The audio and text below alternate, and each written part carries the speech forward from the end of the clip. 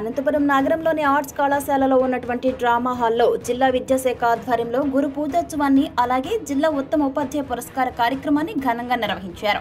భారతరత్న భారత ద్వితీయ రాష్ట్రపతి డాక్టర్ సర్వేపల్లి రాధాకృష్ణ గారి జయంతి సందర్భంగా నిర్వహించిన ఈ కార్యక్రమంలో జిల్లా collector doctor Vinod Kumar V IAS, Anantapur parliament సభ్యులు Ambika Lakshminarayana, ZP chairperson Girijamma, MLC Mangamma, Anantapur urban MLA Daggubati Prasad, Rayadurgam MLA Kalava Srinivasulu తదితరులు పాల్గొన్నారు.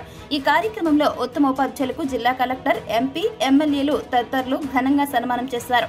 అనంతరం ఎంపీ, జడ్పీ చైర్పర్సన్, ఎమ్మెల్యేలను జిల్లా కలెక్టర్ సన్మానించారు. ఈ సందర్భంగా జిల్లా collector doctor Vinod Kumar V IAS మాట్లాడుతూ గురు పూజోత్సవం సందర్భంగా గురువులందరికీ కూడా శుభాకాంక్షలను తెలియజేశారు.